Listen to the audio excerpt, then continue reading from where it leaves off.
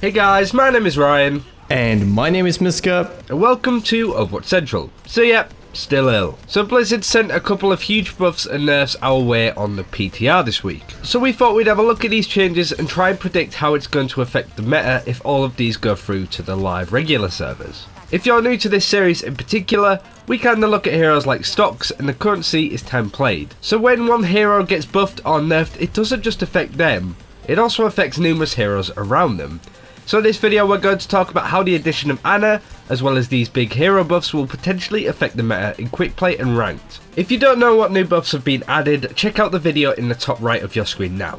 Again, it's worth adding that all of this stuff is on the PTR currently, so it is all subject to change. This is simply us trying to predict what these changes would do to the meta, and deciding what heroes may benefit more than others. With these videos we usually go through heroes in their respective roles. We'll start with the supports first, as they have had the biggest changes this patch. The first hero we need to talk about is of course Ana. She can easily climb to the top of the meta in organized ranked teams because of her ability set. Just to be clear, she cannot solo support though, but running Ana with a Mercy or a Lucio would definitely be a good shout. Her ultimate right now is just too strong to ignore, and being able to buff up a member of your team to superhuman levels is an amazing brawl winner, so to say, that you just cannot pass up on. There are a lot of people saying that outside of pre-made ranked teams and the competitive scene, Ana is going to be pretty useless though, without that communication and coordination. Which might be true, but we'll have to wait and see honestly. Once we've had a couple of weeks experience when the game goes live, we'll let you know how it is on the standard public match level of play. Next is Zenyatta, who has had his buffs added in the PTR. He's definitely back in the game with these changes, but has he been overbuffed? The 200 HP, increased orb activation speed,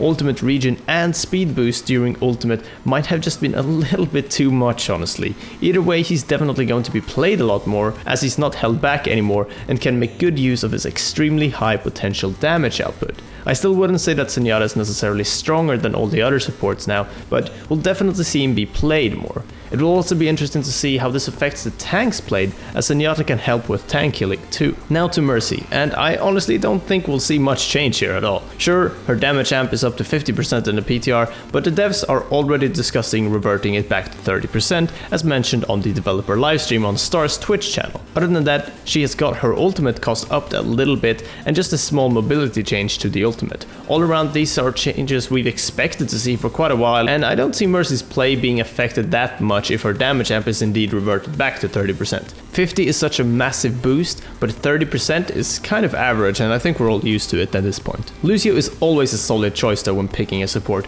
and always will be honestly. The reliable AoE heal is nowhere else to be found, so Lucio will be continued to be picked for sure. But will Ana possibly affect which supports are picked less or more?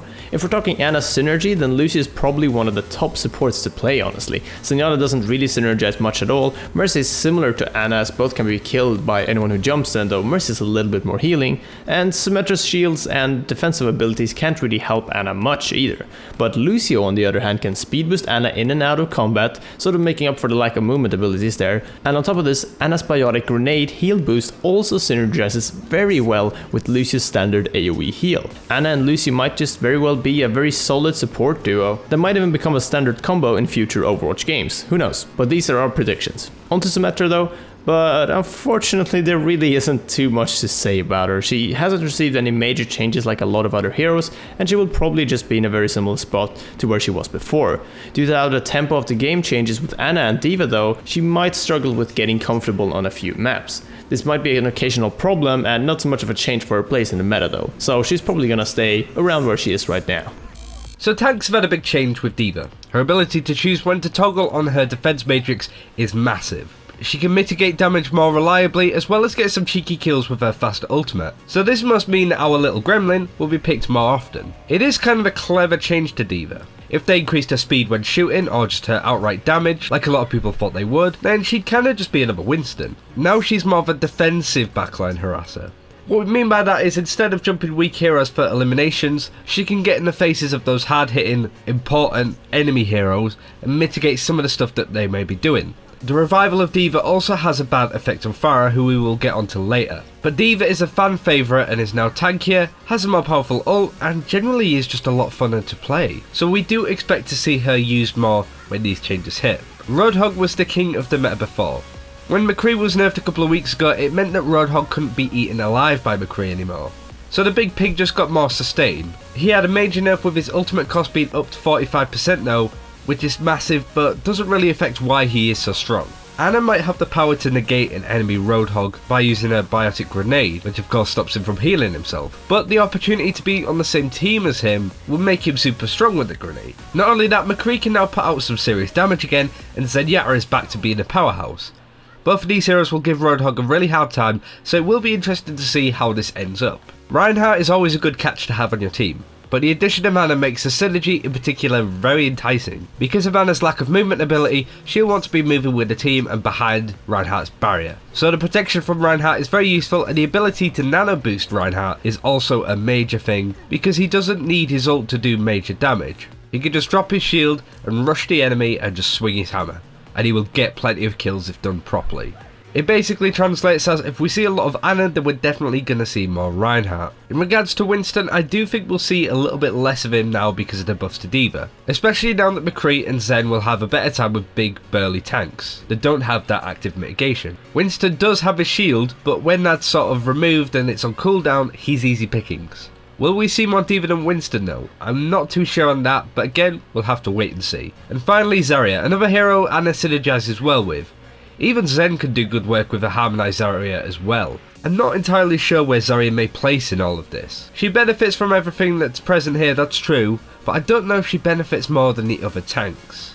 Now the offense heroes, starting with Genji. Genji hasn't been changed at all actually, and neither has any of the heroes that really affect him that much. Sure, an amazing McCree aim can be a bit of a problem to him, though if you look at it this way, Anna is very weak to heroes jumping her, meaning that Genji, Tracer and Winston for sure are good heroes to just land on top of Anna and give her problems. So Genji fits into that category too, and might be played a little bit more because of it, but since he's a flanker he's already gonna look for pickoffs, especially in the backline, so having another support to pick off might not affect him that much honestly. And now on to the next hero, McCree, the powerhouse, has been buffed with a longer distance until his damage fall off starts. This means that he'll be able to deal his full left click damage of 70 on long range, but will have damage fall off on extreme ranges. You might think that this is sort of a medium or small change even, but it's actually a major change to McCree. We've already seen McCree tear, because of this change we've already seen McCree tear through teams, and it really is amazing how what may seem like a small change can have such a big impact on the hero overall. Due to this, McCree is definitely on his way up.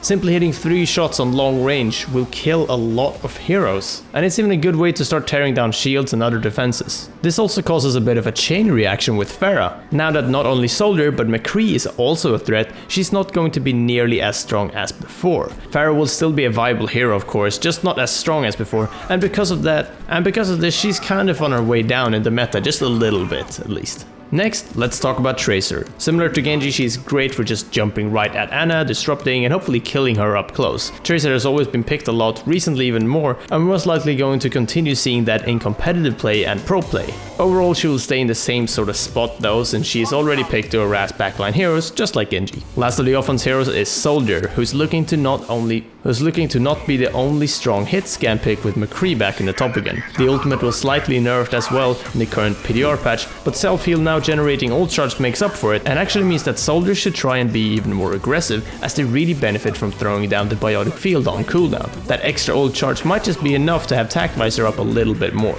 Overall, Soldier 76's spot in the meta is not affected that much though. As for the defense heroes, no buffs were added to them. Bastion's ultimate was nerfed with the ultimate cost being upped a little bit, but that's about it. The only thing I can see happening is maybe seeing less hands on Widow if Anna is played more. Double Sniper already stretches your team super thin, so we may see less of the other 2 snipers in favour for the new play toy. And that's some of our thoughts on how the meta is going to shape up. Generally, we're probably going to say goodbye to the powerhouse that is Pharah and Roadhog. It's nice to have D.Va and Zenyatta back into the fray, but this also highlights now where Symmetra is right now. Of course, all of this is subject to change, so once we know what the changes are when they come out and what has actually ended up happening, we'll make another one of these videos and get back to you with the results. In regards to the professional scene, I'm sure one amongst many will do a video going over what it may do to that. Do check him out in the description below, and also check out the meta reports that are written by Captain Planet. But that's it for this video, thank you very much for watching, take care, and we'll see you next time.